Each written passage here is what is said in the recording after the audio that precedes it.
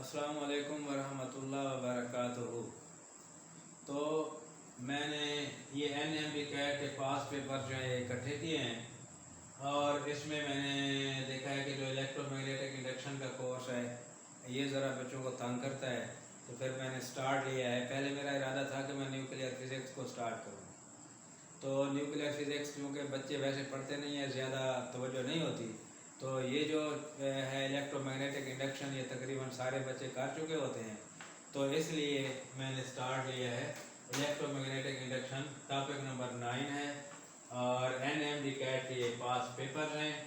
और ये पहला क्वेश्चन इसका ये है कि दी ट्रांसफार्मर इज़ यूज टू, कहते हैं कि ट्रांसफार्मर को हम यूज़ करते हैं किसके लिए? ट्रांसफार्म वोल्टेज को ट्रांसफार्म करने के लिए। इसका मतलब है कि उसका लेवल इंक्रीज या डिक्रीज करने के लिए, या दूसरे लफ्ज़ों में वोल्टेज को चेंज करने के लिए, या इलेक्ट्रिकल सिग्नल को चेंज करने के लिए।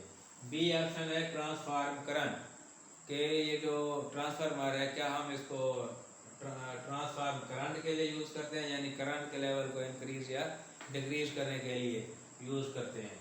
तीसरा ऑप्शन है कि क्या जनरेटर के लिए यूज़ करते हैं ट्रांसफार्मर, या फिर सेल्फ इंडक्शन में यूज़ होता है।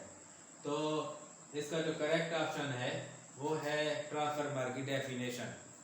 तो डेफिनेशन के मुताबिक ट्रांसफार्मर जो है ये वोल्टेज को इंक्रीज या डिक्रीज करता है, या दूसरे लफ्ज़ों में ये वोल्टेज को ट्रांसफार्म करता है। तो इसका जो तारुफ है, जो इंट्रोडक्शन है, उसके मुताबिक तो बेसिकली ये क्या करता है, ये काम करता है ट्रांसफार्म वोल्टेज। आगे अगर हम इसका सोल्यूशन को ओके करें तो इसके मुताबिक ए ऑप्शन जो है, जिसको मैंने रेड करके लिखा हुआ है, तो ए ऑप्शन बनता है ये, और इसका सोल्यूशन जो है वो डेफिनेशन ऑफ ट्रांसफार्मर है। तो actually it can transform voltage. तो डेफिनेशन के मुताबिक असल में ये किसको ट्रांसफार्म करता है? वोल्टेज को करता है।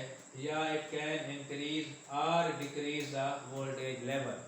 तो दूसरा मतलब इसका ये भी है कि ये वोल्टेज लेवल को कम या ज़्यादा कर सकता है।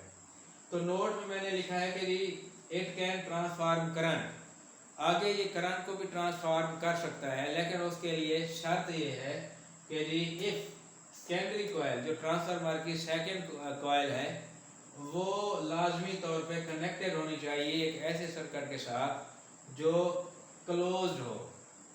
ठीक है जी, क्लोज सर्किट हो या क्लोज पाथ हो या लूप में हो। तो इस तरीके से ये फिर एबल हो जाता है आगे कि जी ये करंट को भी ट्रांसफार्म कर सकता है। लेकिन क्योंकि आगे उसने कोई बात नहीं की, तो इसलिए यहाँ पे हम इसकी असल डेफिनेशन की मदद से इसका ऑप्शन निकालेंगे, जो कि बनता है ए ऑप्शन। अब क्वेश्चन नंबर 2 है NMB कैट पास पेपर का सेकंड क्वेश्चन है इलेक्ट्रोमैग्नेटिक इंडक्शन, टॉपिक नंबर 9 का। The coil is rotating in magnetic field. तो कॉइल जो है ये मैग्नेटिक फील्ड के अंदर क्या कर रही है? रोटेट कर रही है। तो साफ ज़ाहिर है जब कॉइल जो है मैग्नेटिक फील्ड में रोटेट करती है तो ये फ्लक्स को चेंज करती है, और उसके रिएक्शन में EMF जनरेट होता है, और अगर आगे सर्किट क्लोज्ड है तो फिर करंट जनरेट हो जाता है। तो अब चूंकि यहाँ उसने सारे ऑप्शन चूंकि करंट वाले दिए हैं, तो अगर करंट वाले ऑप्शन देगा तो इसका मतलब ये होगा कि जो जनरेटर का आउटपुट सर्किट है वो कनेक्टेड है क्लोज लूप के साथ या क्लोज सर्किट के साथ। तो इसलिए इसका जो ऑप्शन इस पे गिवन है वो है जी, पहला ऑप्शन है कि जब कॉइल जो है रोटेट करती है मैग्नेटिक फील्ड में तो ए ऑप्शन के मुताबिक करंट लो हो जाता है, तो ये तो है गलत। बी ऑप्शन के मुताबिक करंट विल बी हाई, ये भी गलत है। सी ऑप्शन जो है current will be changed continuously, तो ये इसका ऑप्शन बनता है। इसको मैंने रेड कलर में लिखा हुआ है, और ये क्यों होता है कि हमें पता है कि जो कॉइल है वो कंटिन्यूअस मैनर में फ्लक्स को चेंज करती है, और इसलिए कंटिन्यूअसली जो है इसका करंट भी चेंज होता रहता है। तो ये इसका ऑप्शन है, ये ऑप्शन भी नहीं है। सोल्यूशन की अगर हम बात करें आगे जाके, तो ये शर्त है, अगर उसने ये सारे ऑप्शन करंट वाले दिए हैं तो फिर ये हमें समझ जाना चाहिए कि जो जनरेटर का आउटपुट सर्किट है ये लाजमी तौर पर एक ऐसे सर्किट के साथ कनेक्टेड है जो कि लूप फॉर्म में है, क्लोज सर्किट है। तो if output of a generator is connected to a closed circuit और loop, then current changes continuously.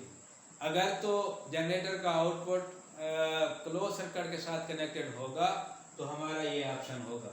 अगर आगे क्लोज सर्किट ही नहीं है तो ये शर्त है कि जी करंट तो सिर्फ और सिर्फ उस वक्त फ्लो कर सकती है अगर सर्किट जो है वो क्लोज हो। तो इसलिए कंटिन्यूस मैनर में इसकी करंट चेंज होगी और उसके लिए सर्किट का क्लोज होना शर्त है।